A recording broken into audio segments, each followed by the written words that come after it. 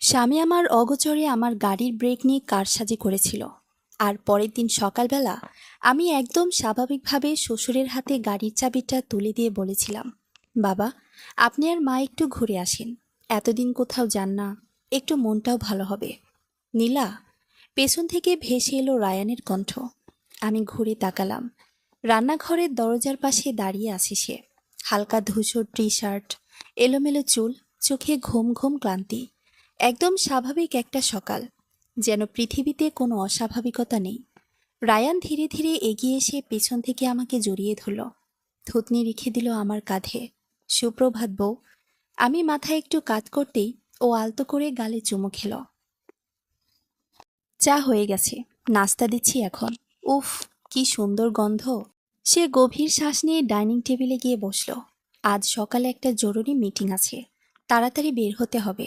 আমি পরোটা প্লেটে তুলে দিচ্ছিলাম, তখনই হঠাৎ খুব স্বাভাবিক গলায় সে বলল, আচ্ছা, তোমার গাড়িটা কেমন চলছে আজকাল? কোনো সমস্যা করছে? আমার হাত 1 সেকেন্ডের জন্য থেমে গেল। তারপর আবার আগের মতো স্বাভাবিক হয়ে গেলাম। না তো। কেন? এমনি জিজ্ঞেস করলাম। কাল একটা মেকানিক এনে দেখিয়েছিলাম, বলল কিছু ইস্যু আছে। অবাক লাগলো, তুমি টের পাওনি? আমি ভ্রুকুচকে তাকালাম। মেকানিক এনেছিলে? আমি তো দেখিনি। সে নির্বিকারভাবে খেতে খেতে বলল, তুমি তখন আম্মুদের বাসায় ছিলে, বিরক্ত করতে চাইনি, তোমার সেফটিটা আগে। আমি হালকা হাসলাম। এত কষ্ট করার কি দরকার ছিল? কষ্ট কিসের? তুমি আমার স্ত্রী, তোমার গাড়ি মানে আমার দায়িত্ব। আর ব্রেক, টায়ার, এসব নিয়ে রিস্ক নেওয়া যায়? তার চোখে তখন অদ্ভুত এক মায়া। যে মায়া দেখে মানুষ ভুলে যায় এই মানুষটাও অভিনয় করতে পারে। 3 বছরের সংসার আমাদের। সবাই বলতো আমি নাকি ভাগ্য করে এমন স্বামী পেয়েছি। রায়ান ভীষণ যত্নশীল, নিয়মিত ফোন করে খোঁজ নেয়, অফিস থেকে ফিরতে দেরি হলে আগে জানায়, আমার মাথা ব্যথা হলে নিজে হাতে কফি বানিয়ে দেয়। আমার বান্ধবীরা প্রায়ই বলতো, তুই বুঝিস না নীলা, তোর বরটা একদম সিনেমার নায়কের মতো। একসময় আমিও বিশ্বাস করতাম পুরোপুরি। ঠিক আছে। আমি নিচের দিকে তাকিয়ে সালাদ নাড়ছিলাম। ধন্যবাদ। সে মুচকি হাসল। আমাদের মাঝে আবার ধন্যবাদ কিসের? খাওয়া শেষ করে সে নিজেই কাপ ধুয়ে রাখল। তারপর হাত মুছতে মুছতে আমার কাছে এসে কপালে একটা চুমু দিয়ে বলল, আজ ফিরতে দেরি হবে, অফিসে প্রজেক্ট জমা দিতে হবে। আচ্ছা, আমার জন্য জেগে থেকো না। ঠিক আছে, সাবধানে যেও। দরজা খুলল, আবার বন্ধ হয়ে গেল। তার পায়ের শব্দ ধীরে ধীরে মিলিয়ে গেল করিডোরে। আমি নিঃশব্দে টেবিল গোছাতে লাগলাম। প্লেটগুলো সিঙ্কে রাখলাম, কল ছেড়ে দিলাম। গরম পানি হাতের উপর পড়ছিল, কিন্তু আমার মাথার ভেতর তখন অন্য হিসাব চলছিল। গত 3 মাস ধরে রায়ান বদলে গেছে। আগে ফোনটা যত্রতত্র ফেলে রাখত, এখন বাথরুমে নিয়ে যায়। মাঝরাতে ঘুম ভেঙে দেখি ও পাশে নেই। ড্রয়িং রুমে ছোট স্টাডি রুম থেকে ফিস ফিস আওয়াজ আসে।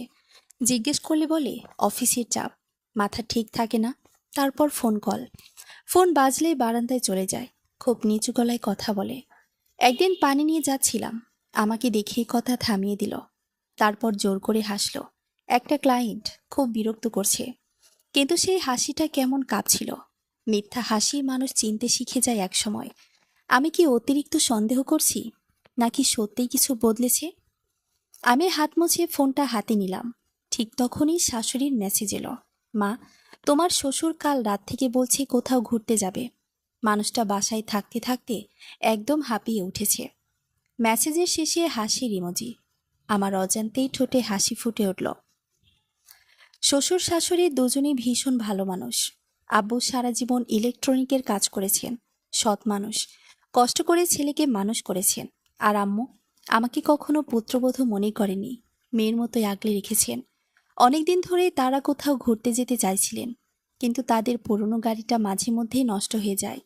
আর রায়ানের গাড়ি অফিসে লাগে বলে নিতে চান না। আমি অনেকবার বলেছি আমার গাড়িটা নিয়ে যান না, কিন্তু আব্বু প্রতিবারই হেসে বলতেন, না মা, তোমার জিনিসে হাত দিতে লজ্জা লাগে।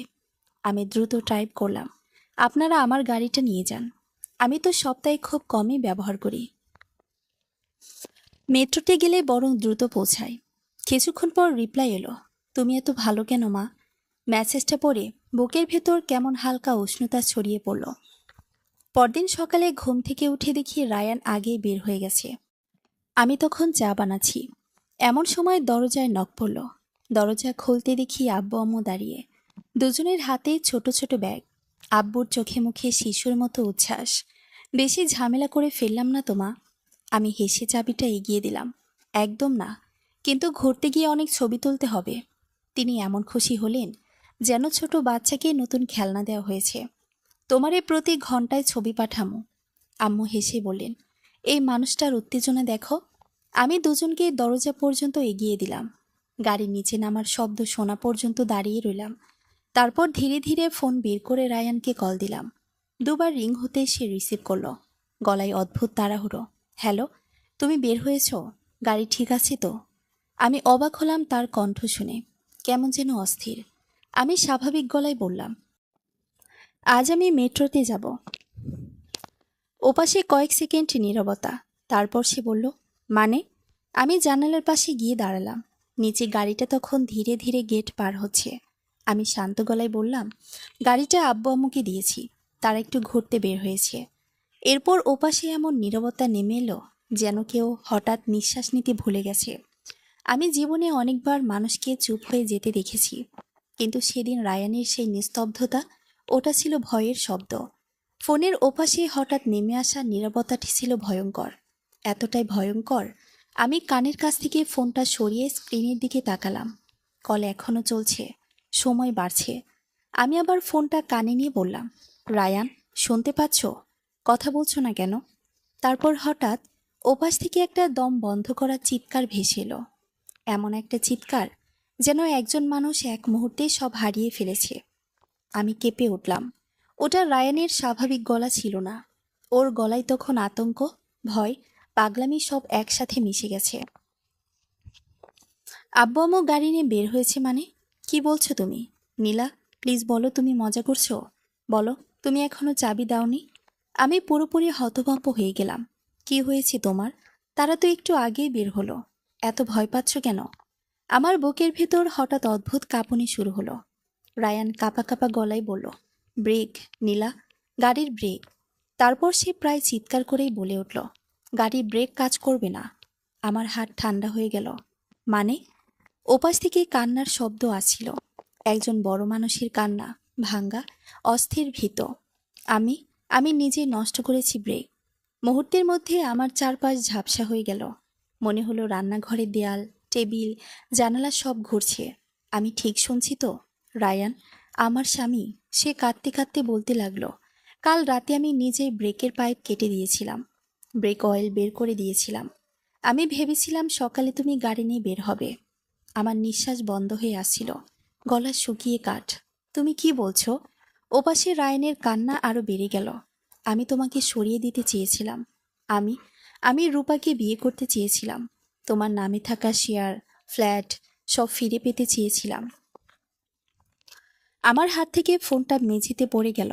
একটা শব্দ হলো, স্ক্রিন ফেটে গেল। তবুও ওপাশ থেকে রায়ানের চিৎকার ভেসে আসছিল, নীলা, প্লিজ, আব্বু আম্মুকে বাঁচাও। তারা যদি ফ্লাইওভারে উঠে যায়, গাড়ি থামাতে পারবে না। আমি দাঁড়িয়েছিলাম, কিন্তু মনে হচ্ছিল পা দুটো আমার শরীরে না। 3 বছরের সংসার, যে মানুষটা প্রতিদিন সকালে আমার কপালে চুমু খেত, যে মানুষটা একটু আগেই বলল তোমার নিরাপত্তা আগে, সেই আমাকে মেরে ফেলতে চেয়েছিল। আমার বুকের ভেতর কিছু একটা ভেঙে যাচ্ছিল। সবচেয়ে ভয়ঙ্কর ছিল একটা জিনিস, আমি নিজের হাতে মৃত্যুর গাড়িটা তুলে দিয়েছি এমন দুইজন মানুষের হাতে, যারা আমাকে নিজের মেয়ের মতোই ভালোবাসে। হঠাৎ যেন ভেতর থেকে একটা আওয়াজ এলো, আব্বু আম্মুর কোনো দোষ নেই। আমি ঝটকা দিয়ে নিচু হয়ে ফোনটা তুলে নিলাম। হাত কাঁপছিল এত বেশি, নাম্বার প্রেস করতেও কষ্ট হচ্ছিল। প্রথমে আব্বুকে কল দিলাম। রিং হচ্ছে হচ্ছে কেউ ধরছে না। ধরুন, প্লিজ ধরুন। আমি দরজা খুলে দৌড়ে বেরিয়ে গেলাম। লিফটের জন্য অপেক্ষা করার মতো ধৈর্য ছিল না। সিঁড়ি দিয়ে প্রায় পড়তে পড়তে নিচে নামছিলাম। শ্বাস কেটে যাচ্ছিল। বারবার ফোন দিচ্ছিলাম, কেউ ধরছে না। নিচে নেমে দেখি গাড়ি নেই, তারা বের হয়ে গেছে। আমি এবার আম্মুকে ফোন দিলাম। দীর্ঘ রিংয়ের পর ওপাশ থেকে হাসি খুশি গলা ভেসে এলো, হ্যাঁ মা, আমরা তো বের হয়ে গেছি। তোমার আব্বু গাড়ির আরাম দেখে এত খুশি। আমি কাপা গলায় বললাম, আম্মু, প্লিজ ফোনটা স্পিকারে দেন। এক্ষুনি। আমার গলার আওয়াজ শুনেই তিনি চুপ হয়ে গেলেন। কিছু সেকেন্ড পর আব্বুর গলা শোনা গেল। কি হয়েছে মা? আমি রাস্তার মাঝখানে দাঁড়িয়ে কাঁদতে কাঁদতে বললাম, আব্বু, গাড়ির ব্রেকের সমস্যা, খুব বড় সমস্যা, ধীরে চালান, হঠাৎ ব্রেক চাপবেন না। ওপাশে কয়েক সেকেন্ড নীরবতা। তারপর আব্বুর গলা বদলে গেল, গম্ভীর, সতর্ক। ব্রেক কাজ করছে না নাকি? হ্যাঁ, রায়ান বলেছে ব্রেক অয়েল নেই। প্লিজ আব্বু, গাড়ি ধীরে সাইডে নেওয়ার চেষ্টা করেন। আব্বু অনেক বছর গ্যারেজে কাজ করেছেন, তিনি গাড়ি সম্পর্কে ভালোই জানেন। তিনি দ্রুত বললেন, আমরা এখন ফ্লাইওভারের দিকে উঠছি। আমি গিয়ার কমিয়ে স্পিড কমানোর চেষ্টা করছি। হঠাৎ আম্মুর আতঙ্কিত চিৎকার শোনা গেল, ওগো, গাড়ি থামছি না। তারপর লাইন কেটে গেল। আমি রাস্তার মাঝখানে দাঁড়িয়ে রইলাম। চারপাশের মানুষ তাকিয়ে আছে, কেউ কিছু বলছে না। আমি শুধু কাঁদছিলাম, আল্লাহ, তাদের যেন কিছু না হয়। ঠিক তখন পাশ দিয়ে একটা সিএনজি যাচ্ছিল। আমি হাত তুলে থামালাম। ড্রাইভার আমার মুখের অবস্থা দেখে ভয় পেয়ে গেল। ভাই, দ্রুত ফ্লাইওভারের দিকে চলেন প্লিজ। সে আর কিছু না বলে গাড়ি ঘুরিয়ে দিল। পুরো রাস্তা জুড়ে আমি ফোন করেই যাচ্ছিলাম, কখনো আব্বুকে, কখনো আম্মুকে। কেউ ধরছে না। আমি কাঁপতে কাঁপতে জরুরি সেবায় ফোন দিলাম। বললাম, একটা গাড়ির ব্রেক ফেল করেছে। এর মাঝে আবার ফোন বেজে উঠল। রায়ান। আমি ফোন ধরতেই চিৎকার করে উঠলাম, আর কি চাও তুমি? তোমার জন্য তোমার বাবা মা মরতে বসেছে। ওপাশে সে কাঁদছিল, একদম ভেঙে পড়া মানুষের মতো। নীলা, আমি রাস্তায় বের হয়েছি, আমি ওদের খুঁজছি। তুমি কিছু জানতে পেরেছ? আমি চোখ বন্ধ করলাম, আর প্রথমবারের মতো বুঝলাম যে মানুষটাকে আমি সবচেয়ে বেশি বিশ্বাস করতাম, সে আমার জীবনের সবচেয়ে বড় দুঃস্বপ্ন। আমি ফোনটা কেটে দিলাম। হাত কাঁপছিল, শ্বাস নিতেও কষ্ট হচ্ছিল। সিএনজিটা দ্রুত ফ্লাইওভারের দিকেই ছুটছিল, আর আমার মনে হচ্ছিল প্রতিটা সেকেন্ড যেন কারো জীবন মৃত্যুর হিসাব। হঠাৎ সামনে গাড়ির লাইন থেমে গেল। চারদিকে হর্ন, মানুষের চিৎকার। ড্রাইভার সামনে তাকিয়ে বলল, আপা, সামনে মনে হয় বড় অ্যাক্সিডেন্ট হয়েছে। আমার বুকের ভেতরটা ধপ করে নেমে গেল। আমি আর এক সেকেন্ডও অপেক্ষা করিনি। সিএনজি থেকে নেমে দৌড় শুরু করলাম। গাড়ির ফাঁক দিয়ে সামনের ভিড় ঠেলে সামনে এগোচ্ছিলাম। শ্বাস কেটে যাচ্ছিল, চোখ ঝাপসা হয়ে আসছিল।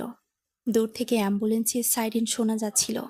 আর তারপর আমি গাড়িটা দেখলাম, আমার কালো গাড়ি। ফ্লাইওভারের কংক্রিটের দেয়ালে সজোরে ঘষা লেগে সামনের অংশ দুমড়ে গেছে। ইঞ্জিন থেকে ধোঁয়া বের হচ্ছে, কিন্তু পুরো গাড়িটা উল্টে যায়নি। আমি স্থির হয়ে তাকিয়ে রইলাম। এক মুহূর্তেই বুঝে গেলাম, আব্বু শেষ মুহূর্ত পর্যন্ত গাড়িটা সামলানোর চেষ্টা করেছিলেন। নিজের অভিজ্ঞতা দিয়ে গাড়িটাকে দেয়ালের সঙ্গে ঘষে স্পিড কমিয়েছেন। আমার চোখ ভিজে গেল। আমি দ্রুত গেলাম স্ট্রেচারের দিকে। দুজন মানুষকে বের করা হচ্ছে, রক্তে ভেজা মুখ, কাটা দাগ, অচেতন শরীর। আম্মু কষ্টে চোখ খুলে গঙ্গা ছিলেন, আব্বু পুরোপুরি অজ্ঞান। আমি ভেঙে পড়ে বললাম, আব্বু, আম্মু। একজন প্যারামেডিক দ্রুত বললেন, আপনি কে? আমি কাঁদতে কাঁদতে বললাম, আমি ওনাদের মেয়ে। ওনারা বেঁচে আছেন? লোকটা তাড়াতাড়ি বলল, আলহামদুলিল্লাহ, পালস আছে, কয়েকটা ফ্র্যাকচার আর মাথায় আঘাত পেয়েছে, দ্রুত হাসপাতালে নিতে হবে। আমি অ্যাম্বুলেন্সে উঠতে যাচ্ছিলাম, ঠিক তখনই পেছনে ব্রেক কষার শব্দ হলো। আমি ঘুরে তাকালাম, রায়ান। সে প্রায় দৌড়ে আমাদের দিকে আসছিল, চুল এলোমেলো, চোখ লাল, মুখ ফ্যাকাশে। সে হাঁপাতে হাঁপাতে চিৎকার করল, আব্বু, আম্মু। তারপর আমাকে দেখে থেমে গেল। আমি ওর দিকে তাকালাম। সেই দৃষ্টিতে আর কোনো ভালোবাসা ছিল না, ছিল শুধু ঘৃণা। রায়ান কাপা হাতে আমার দিকে এগিয়ে এলো। নীলা, ওনারা ঠিক আছে? প্লিজ বলো। আমি এক ঝটকায় তার হাত সরিয়ে দিলাম। তারপর সজোরে একটা চড় মারলাম। চারপাশ নিস্তব্ধ হয়ে গেল। আমাকে ছুবে না। আমার গলা কাঁপছিল। তুমি মানুষ না রায়ান, তুমি একটা জানোয়ার। সে স্থির হয়ে দাঁড়িয়ে রইল। ঠিক তখন একজন পুলিশ অফিসার এগিয়ে এলেন। কি হয়েছে এখানে? আমি কয়েক সেকেন্ড রায়ানের দিকে তাকিয়ে রইলাম। তার চোখে তখন অনুনয়, ভয়, ধরা পড়ে যাওয়ার আতঙ্ক। কিন্তু আমার ভেতরে আর কোনো দয়া অবশিষ্ট ছিল না। আমি আঙ্গুল তুলে বললাম, এই লোকটা আমার স্বামী। ও নিজে আমার গাড়ির ব্রেক কেটে দিয়েছে আমাকে মারার জন্য, কিন্তু আজ গাড়িটা ওর বাবা মা নিয়ে বের হয়েছিল। পুলিশ অফিসারের মুখ বদলে গেল। তিনি রায়ানের দিকে তাকালেন। রায়ান হঠাৎ হাঁটু গেড়ে বসে পড়ল, কাঁদতে কাঁদতে বলল, আমি ওদের মারতে চাইনি, আমি শুধু তার কথা শেষ হলো না, পুলিশ তাকে ধরে দাঁড় করালো। আমি আর তাকাইনি। অ্যাম্বুলেন্সে উঠে আম্মুর হাত শক্ত করে ধরে বসে রইলাম। সেদিনের পর অনেক কিছু বদলে গেল। আব্বু আর আম্মু দীর্ঘদিন হাসপাতালে ছিলেন। অপারেশন হয়েছে, প্লাস্টার হয়েছে। অনেক রাত আমি হাসপাতালের করিডোরে বসে কেঁদেছি, কিন্তু আল্লাহ তাদের বাঁচিয়ে রেখেছিলেন। ধীরে ধীরে তারা সুস্থ হয়ে উঠলেন। সবচেয়ে বড় আঘাত ছিল দুর্ঘটনা না, সবচেয়ে বড় আঘাত ছিল সত্যিটা। তাদের একমাত্র ছেলে নিজের স্বার্থে এত নিচে নেমে যেতে পারে, এটা তারা মানতেই পারছিলেন না।